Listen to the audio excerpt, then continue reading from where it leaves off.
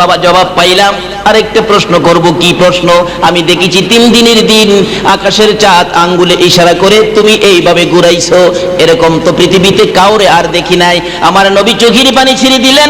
চাচা গো, এটার কারণটা জানতে চাইলেন।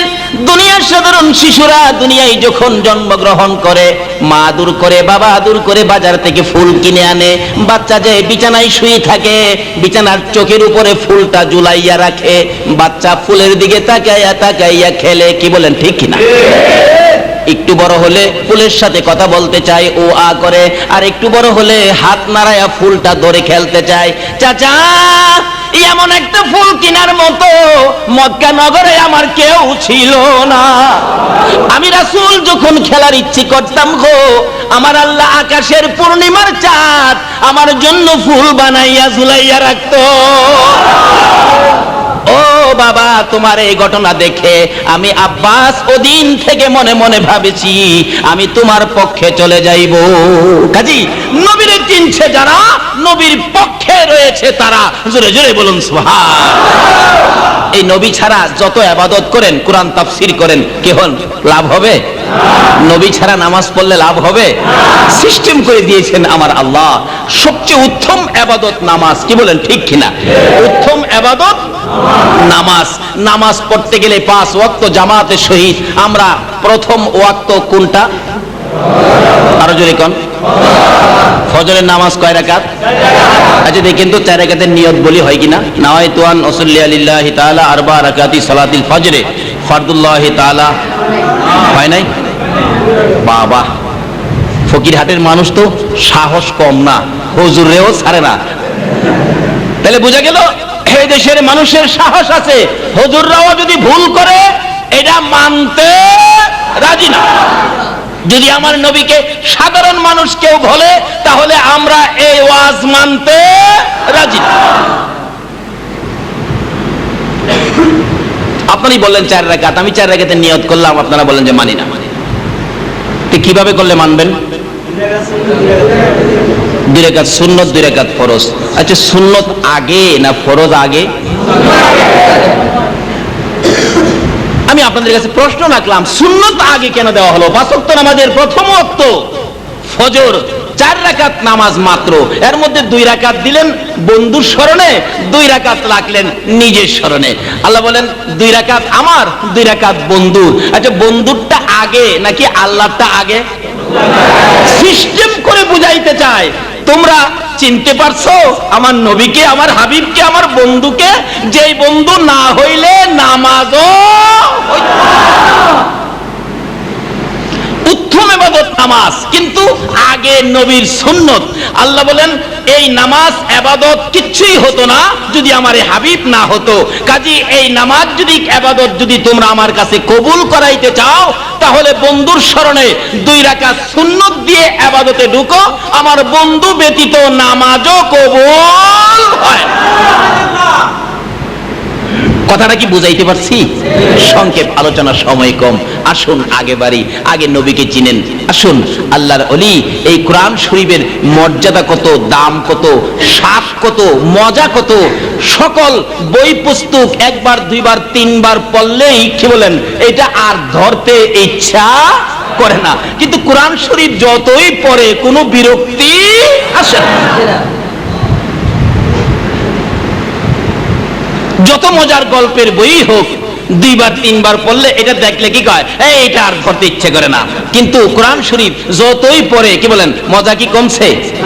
এটাই বুঝাইতেছিলাম কোরআনের মজা কত। আল্লাহর ওলি জুনায়েদ বাগদাদী রহমাতুল্লাহ আলাইহি বলতেছেন, আপনি যদি শিখেন তাহলে আপনি হবেন ছাত্র, আমি হব শিক্ষক।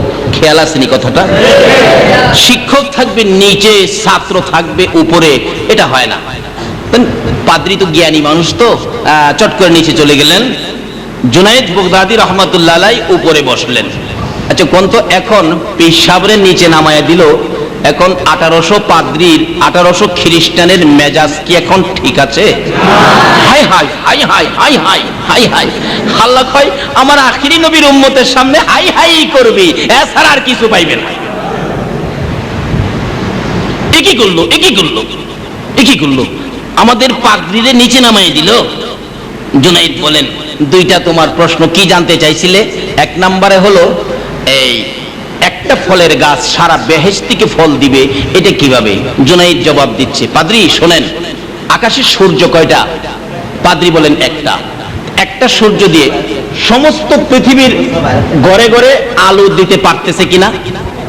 একটা সূর্য দিয়ে আলো হয় কিনা? নাকি আরেকটা দরকার? এ পর্যন্ত চট্টগ্রামের মানুষকে আন্দোলন করেছেন যে আরেকটা সূর্য লাগবে। একটা সূর্য ঠিকভাবে যদি পুরাপুরি ভাবে রৌদ্র ঠিক মতে দেয়, তাই তো বাবারে ডাকতে হয়, বাবারে বাবা। একটাই তো বাবারে ডাকতে হয়, আরেকটার আন্দোলন করবেন কোন সময়? একটা দিয়া সমস্ত পৃথিবীর কাজ আমার আল্লাহ চালাইছে কিনা?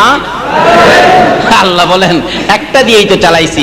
জুনাইদ বলতেছেন আল্লাহর ওলি, ও পাদ্রী, একটা সূর্য দিয়া যদি সারা পৃথিবীর কাজ চালাইতে পারে যে আল্লাহ, সে আল্লাহ কি একটা ফলের গাছ দিয়া সমস্ত বেহেশতে ফল খাওয়াইতে পারবে না? পাদ্রী বলেন হ্যাঁ, কথাটা তো যুক্তিসঙ্গত, হ্যাঁ এটা বুঝে আসলো। তাহলে আরেকটা প্রশ্ন কি ছিল? এবার বলতেছেন ওই বেহেশতের খানা, ওই গাছের ফল খাইলে নাকি সকালে যে মজা, বিকালে নাকি মজা ডবল বাড়তেই থাকবে, এটার স্বাদ নাকি কমবে না? জুনাইদ বলেন হ্যাঁ অবশ্যই, যেমন বাস্তবতা বুঝতে চায়। জুনাইদ বলেন আমরা যে নামাজ পড়ি, বলুন তো 1400 বছর যাবত নামাজ পড়তেছি, নামাজ শুরু করেই আমরা প্রথম কোন সূরাটা তেলাওয়াত করি? সূরা ফাতিহা, আলহামদুলিল্লাহ। এই সূরাটা, এই যে নামাজ যেদিন থেকে আমাদের উপর ফরজ হয়েছে, নির্দেশ হয়েছে, এই যে ওদিন থেকে যে নামাজ পড়া শুরু হয়েছে, আচ্ছা বলুন তো কেউ কি এই সূরাটার প্রতি কোনো বিরক্তি আসছে? এই সূরাটার স্বাদ লাগে না, এটা পরিবর্তন করে অন্য আরেকটা সূরা পড়বো, এমন কোনো ভাব, এমন কোনো আলোচনা, এমন কোনো সমালোচনা মসজিদে কোনো জায়গায় শুনছেন কি আপনারা? তাহলে বোঝা গেল এত বছর যাবত যে সূরাটা তেলাওয়াত করতেছেন, এটা স্বাদ বুঝি এখনো কমে না। যদি স্বাদ কমতো তাহলে এটা পরিবর্তন করে আরেকটা ধরতেন। এই পর্যন্ত 1400 বছর যাবত একই সূরা প্রথমে শুরু করে দেন, বলতেও হয় না, অটোমেটিক মুখ দিয়া বাহির হয়। তাহলে বোঝা গেল এটার স্বাদ কি কমে নাই, বরঞ্চ আরো বাড়ছে। বিদায় আগে পড়ছে, আমরাও এটাই ধরছি, কেন? এটার স্বাদ আছে। পাদ্রী বলেন কি ব্যাপার বলতে চাইলেন? কয় সূরা ফাতিহার স্বাদ যেমন দুনিয়াতে কমে না, বেহেশতি খাওনের স্বাদ কমে না, বরঞ্চ আরো বাড়ে। পাদ্রী বলেন জুনাইদ যুক্তিসঙ্গত জবাব দিলেন, আমার বুঝে আসছে। তাহলে আপনার কথাটা সুন্দর। অন্যরা বলতেছেন পাদ্রী আপনার দুইটা প্রশ্নের জবাব জুনাইদ দিল, আপনারে যদি কোনো প্রশ্ন জুনাইদ করে আপনি কি পারবেন? খ্রিস্টানরা বলতেছেন জুনাইদ আপনিও প্রশ্ন করেন, আমাদের পাদ্রী সাহেবও জবাব দিয়ে দিব। আল্লাহ কয় গেট বাল্ব কি? গেট বাল্ব চিনেন না? কারণ আল্লাহ নিজেই তো কোরআন শরীফে ঘোষণা দিয়েছে কুনতুম খায়রা উম্মাতিন উখরিজাত লিন-নাস। আল্লাহর কথা সত্য হবে কিনা বলুন তো? এবার সবাই বলতেছেন পিসাব, পাদ্রী সাহেব আপনি প্রশ্ন করেন না। কই আমি তো দুইটা করলাম, জুনাইদের পালা। জুনাইদ বলেন আচ্ছা প্রশ্ন আপনি দুইটা করছেন, আমি একটা প্রশ্ন করব, জবাব দিবেন কি? পাদ্রী বলেন দেব জবাব দিব। খ্রিস্টানরা কইরা দেখেন না খালি। জুনাইদ প্রশ্ন করলেন একটা, বলুন কয়টা? বলতেছেন পাদ্রী সাহেব আপনি দুইটা প্রশ্ন করলেন জান্নাত থেকে, তাইলে বোঝা গেল জান্নাত আপনি বেশি পরিচয় বুঝি, জান্নাতটা বুঝি আপনার দেখাশোনা জানাশোনা আছে। আমি জান্নাত থেকেই একটা প্রশ্ন করব। কি প্রশ্ন? আচ্ছা বলুন তো জান্নাতের দরজায়, জানালায়, গেটে, ফিলারে কার নাম লেখা আছে? পাদ্রী খালি ডুব গিলে। খ্রিস্টানরা কই হুজুর কোন কোন? ওই মাতবুরি কম করিস, ওর থেকে কমু জানলে তো। জুনাইদ কই কোন না, আপনি যখন জান্নাত থেকে প্রশ্ন করছেন বলুন বলুন বলুন। কই বাবা বেহিনা তো। আল্লাহর ওলি জুনাইদ বাগদাদী রহমাতুল্লাহ আলাইহি বলতেছেন প্রভু গো এই পাদ্রীকে জান্নাত দেখার শক্তি দাও। আল্লাহর ওলিদের ডাক আল্লাহ শুনে কিনা? শোনে, শোনে। তাহলে ওলির পক্ষে থাকবেন, কি বলেন, ঠিক কিনা? জীবন বড় স্লোগান দিলেন, কোরআন সুন্নাহর আলো ঘরে ঘরে জ্বালো, কই জ্বলে না তো, আরো দলাদলি বাড়ে। কিন্তু শান্তি শৃঙ্খলাময় পরিবেশ কোরআন সুন্নাহর আলো জ্বালাইতে গেলে আরেকটা স্লোগান সাথে ফিট করুন, বেলায়েতের আলো ঘরে ঘরে ঝালো। এই বাংলার জমিনে হযরতে শাহজালাল ইয়ামিনী রাহমাতুল্লাহ আলাইহি এসে প্রথম সিলেটের জমিনে বেলায়েতের আলো জ্বলেছে, তারপরে কোরআন সুন্নাহর আলো বিলি করেছে। বেলায়েতের আলো জ্বালিয়ে কোরআন সুন্নাহর আলো হাতে দেন, তাহলে কোরআন সুন্নাহ বুঝবে, দলাদলি থাকবে না, হিংসা বিদ্বেষ থাকবে না, মারামারি ধাক্কা ধাক্কি থাকবে না। বাংলার মুসলমান নবী চিনবে, আমার আল্লাহ চিনবে। বলতেছিলাম জুনায়েদ বাগদাদী রাহমাতুল্লাহ আলাইহি বলতেছেন, প্রভু গো দেন না, তার চোখের পাওয়ার বাড়িয়ে দেন না, আল্লাহর ওলিদের কথা আমার আল্লাহ শোনে কিনা? আল্লাহু আকবার। আসুন যাব আমি বদরে, তার আগে রাস্তা ক্লিয়ার করতেছি। কি বললেন? যাইতে গেলে তো রাস্তা লাগবে, তো রাস্তা কি? আল্লাহর ওলিদের ডাক কিভাবে শুনে, একটা বাস্তব ঘটনা আমাদের এলাকায়। এক আল্লাহর ওলি, যার নাম ছিলেন আব্দুল হেলিম হুসাইনি, মাওলানা আব্দুল হেলিম হুসাইনি। উনি আল্লাহর বড় বুজুর্গ ছিলেন, আল্লাহর একজন খাস ওলি ছিলেন। একবার দুইটা গ্রামে একটা শিমল গাছ, তুলা গাছ নিয়ে ঝগড়া। তুলা গাছ, দুই গ্রামে এইভাবে প্রস্তুত হলেন, মনে হয় যে কয়েকটা মার্ডার হয়ে যাবেন একটা গাছের জন্য। কোত্থেকে যেন আল্লাহর ওলির সামনে হাজির। বাবারা রাখেন, আপনারা আশরাফুল মাখলুকাত, সৃষ্টির শ্রেষ্ঠ জাতি, সেরা জাতি, আপনারা মারামারি করবেন, অন্য মাখলুক তো আপনাদেরকে ঘৃণ্য ভাববে, আপনাদেরকে তো দীক্ষা দিবে। সৃষ্টির শ্রেষ্ঠ জাতি মারামারি করে। আচ্ছা কোন তো আল্লাহর ওলির এই উপদেশটা ভালো দিল না খারাপ দিল? আচ্ছা আল্লাহর ওলিরা তো এরকম ভালোই করে, নাকি কোনো খারাপই করছে কোনোদিন? আল্লাহর কি নিয়ে ঝগড়া তোমাদের? হুজুর এই শিমল গাছ, তুলা গাছটা নিয়ে ঝগড়া। কি ব্যাপার? তুলা গাছটার মালিক ছিলেন একটা মহিলা। মহিলা বলেন, হুজুর আজীবন পর্যন্তই তুলা গাছটার তুলা দিয়ে আমার সংসার চলে, আমি গরিব মানুষ। আজকে ওই পার্শ্ববর্তী সীমানাওয়ালা বলে এই গাছটা নাকি তার সীমানার মধ্যে। আল্লাহর ওলি বলেন, আচ্ছা যার ঘাস যদি তার সীমানার 3 হাত ভিতরে যায় তাহলে তো কোনো ঝগড়া হবে না তো? কয় না। হাজার হাজার মানুষের সামনে আল্লাহর ওলি তুলা গাছকে বলতেছে, ও তুলা গাছ, তোমার জন্য কেন মানুষ ঝগড়া করবে? সৃষ্টির শ্রেষ্ঠ জাতি, তোমারে আমি হেলিম হুসাইনি কইতেছি, যার গাছ 3 হাত ভিতরে যাও।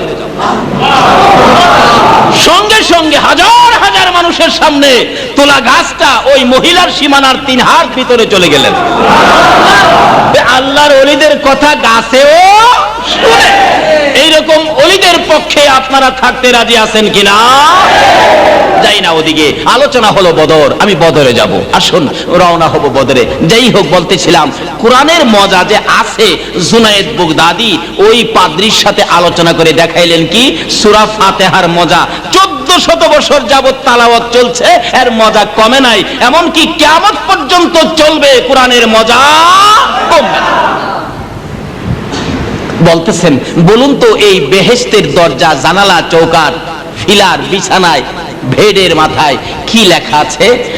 পাদ্রী কই দেখি না তো। খ্রিস্টানরা কই, হুজুর কয়লান কয়লান, মাতবরি করিস না, কয়লাম কইতে কইলাম আন্তাজি কইলই গো। হেলা কইলো কেমনে? কয় হেলা যা কইছে রাইট কইছে। কথা আপনিও দুই চারটা রাইট কর না, রাগ কথা কইস না।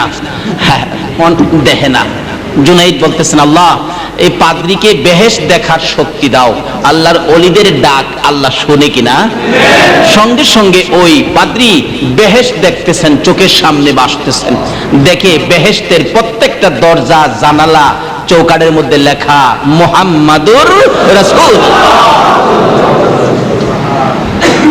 পাদ্রী দুইটা চোখের পানি জোর জোর করে ছেড়ে দিলেন।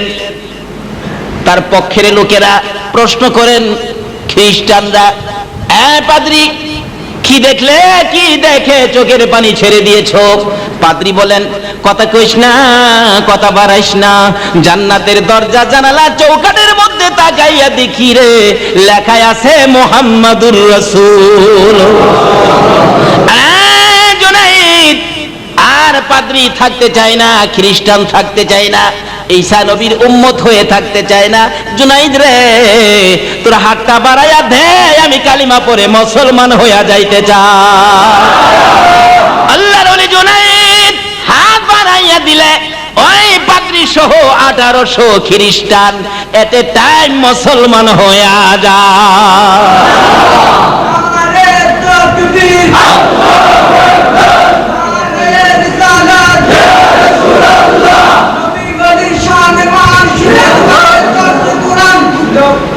মাশাআল্লাহ।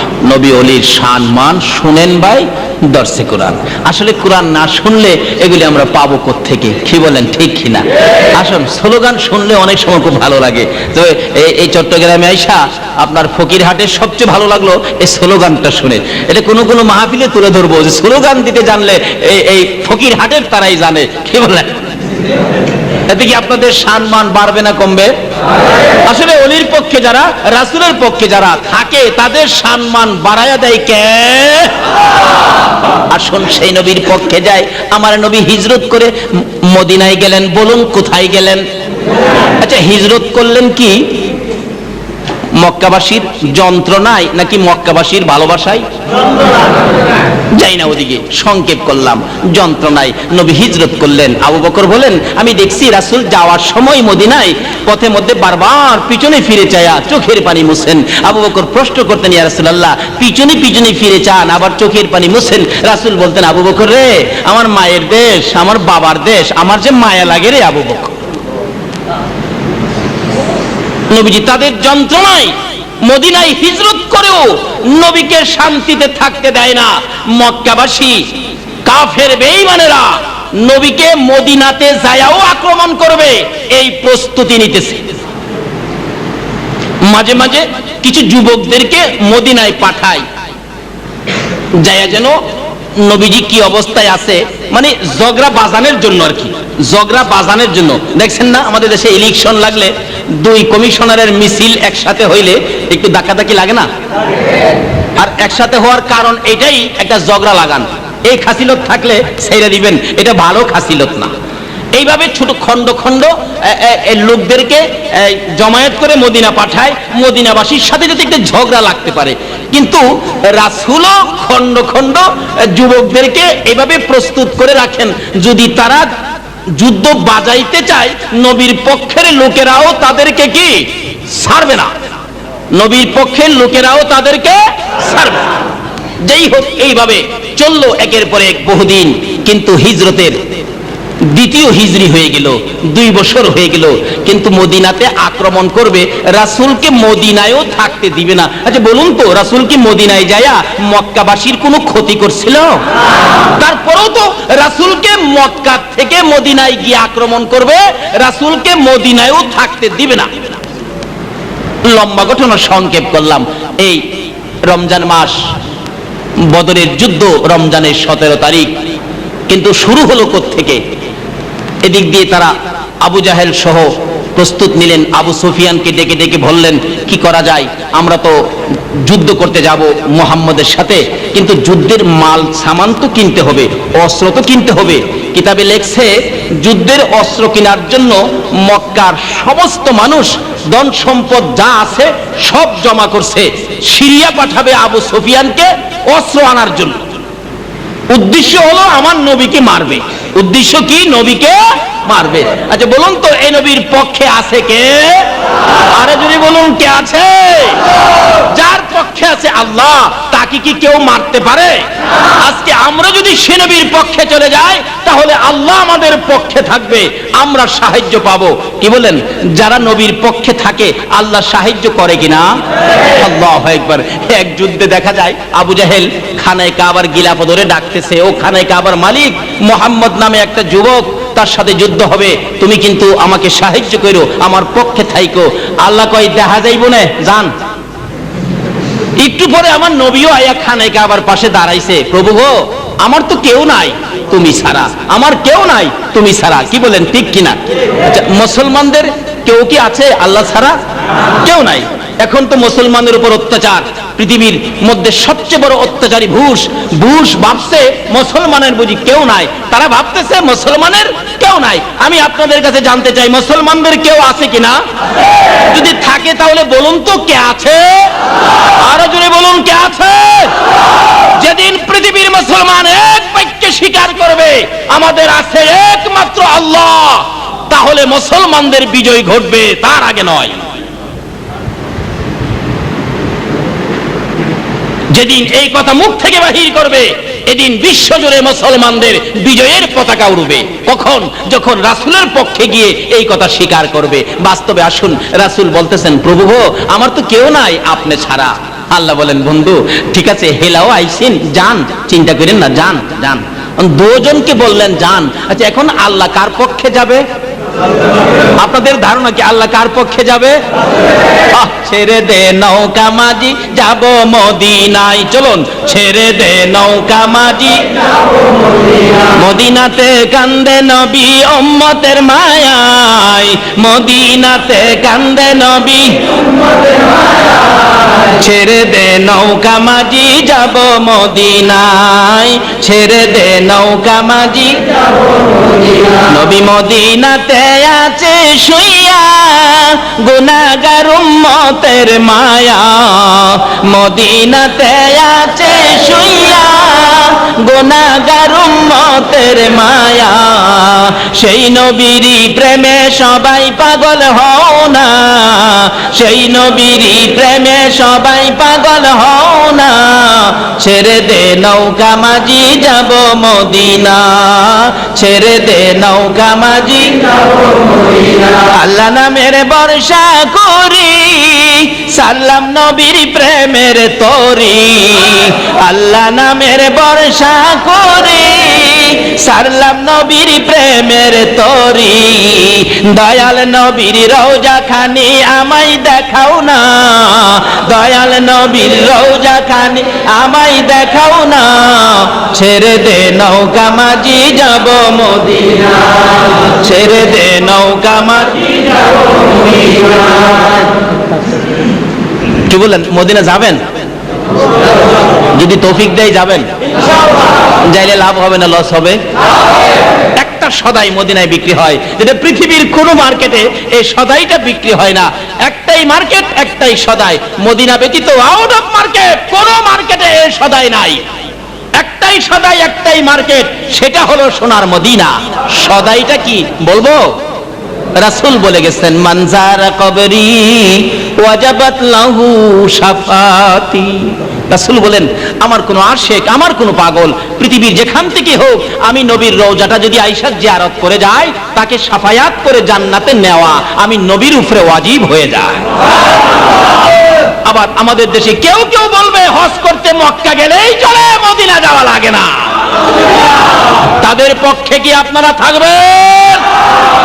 এদের পক্ষে যারা যাবে, তাদের পক্ষে আমার আল্লাহ থাকে না। আল্লাহ থাকে কার পক্ষে বলতেছিলাম? আমার নবী বলেন, খোদা গো, আমার তো কেউ নাই আপনি ছাড়া। আবু জাহেলও বলল, ও খানে কাবার মালিক, যুদ্ধে যাব, খেয়াল রাখিস। নবীও বলল, খোদা গো, যুদ্ধে যাব। আচ্ছা বলুন তো, দুজনে বলল যুদ্ধে যাব, আল্লাহ কার পক্ষে যাব? আল্লাহ কার পক্ষে যাব? নবীজি রওনা হয়েছে। তাহলে আল্লাহ যার পক্ষে যায়, আমরা যদি তার পক্ষে থাকি, আল্লাহর সাহায্য পাবো কিনা? আসুন, তাই বলতেছিলাম, যাইতেছে আমার আল্লাহ নবীর পক্ষে। এবার যুদ্ধের ময়দানে নামতেছে আবু জাহেলের পক্ষে ইবলিস সকল চেলাপেলা লইয়া নামছে। আবু জাহেল, আমিও আছি তোমার সাথে, চিন্তা করো না। আমার আল্লাহ কয়, ও জিবরাইল, ইবলিস তো আবু জাহেলের পক্ষে গেছে, তোমরা কি বৈশা রইছো? ফেরেশতারা তোমরা যাও না। ফেরেশতারা কার পক্ষে যাবে বলুন তো? আরো জোরে কোন? যে রাসূলের পক্ষে আল্লাহ থাকে, ফেরেশতারাও থাকে, আমরা সেই রাসূলের পক্ষে থাকলে বলুন আল্লাহর সাহায্য পাবো কিনা? বলবেন, হুজুর, ফেরেশতারা শুনেছি তরবারি নিয়ে আকাশ থেকে নামছে, কিন্তু তরবারি নিয়ে নামলে এখন যে অবস্থা, বিজ্ঞানের যুগ, পৃথিবীতে বিধর্মীদের যে হেভি হেভি পারমাণবিক বোমারু বোমা বিমান এই সেই এগুলি দিয়ে বুমিং করবে, তরবারি লইয়া ফেরেশতা আইলেই বা কি হবে? ফেরেশতা কি পারবে তরবারি দিয়ে এই সমস্ত যুদ্ধ করতে? আল্লাহ বলবেন, চিন্তা করিস না, আমারও বোমারু বিমান আছে। সুবহানাল্লাহ। আল্লাহর বিমান আছে কিনা বলুন তো? কারণ বিজ্ঞানের বিমানে তেল মোবিল ভরতে হয়, পাইলট দিতে হয়, নাট বল্টু লাগাইতে হয়। আল্লাহ বলেন, আমার গোডাউনে যে বিমান আছে রে, তেল মোবিল লাগে না, পাইলট লাগে না, নাট বল্টু লাগে না। ওয়া আরসালা আলাইহিম তাইরান আবাবিল।